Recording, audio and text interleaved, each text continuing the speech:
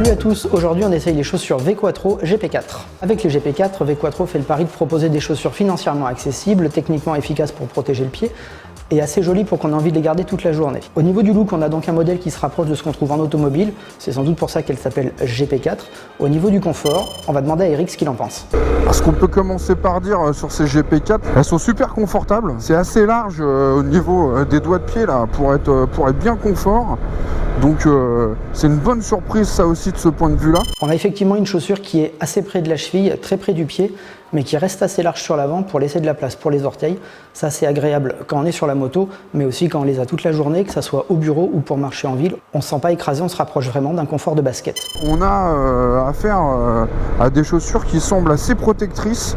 Je ressens une certaine raideur là, au niveau du talon, au niveau de la malléole. D'emblée, et ça je me dis que ça doit quand même être assez protecteur. Pour ce qui est de la protection, les GP4 sont certifiés selon la norme européenne 13634. On trouve donc des coques au niveau des malléoles externes et internes, un talon renforcé, une pointe renforcée et une semelle qui résiste à l'écrasement. Et puis il y a la facilité à lasser les chaussures avec ce petit système là. En fait on n'a pas de boucle à faire, on n'a rien là, on tire dessus, crac, avec l'espèce de petite boule là qu'on tire. Je trouve ça assez intelligemment fait pour être souligné. On a aussi cette espèce de sangle qu'on scratch qui permet de bien maintenir la chaussure en place. Je pense qu'en cas de chute ça doit être quand même super efficace. On trouve effectivement un système de lassage rapide qui permet, en tirant une seule fois, d'avoir une chaussure qui vient bien se plaquer. Ça évite les manipulations trop longues quand on doit mettre les chaussures, c'est très agréable. Et on trouve un velcro qui permet de sécuriser le lacet pour éviter qu'il aille se prendre dans le repose-pied ou dans le sélecteur. Tous ceux qui ont déjà vécu ça en posant le pied au feu rouge savent de quoi on parle. Et puis la bonne nouvelle, c'est que malgré le fait que j'ai pas pris des coups de chaud d'enfer à l'intérieur, je me suis pris une petite pluie et je dois reconnaître que c'était bien étanche. Donc ça c'est pareil, c'est quand même assez agréable de savoir qu'on peut partir en se disant que bah voilà, si on doit croiser une petite averse, bah, ça sera pas très grave parce qu'on n'aura pas les pieds trempés quoi.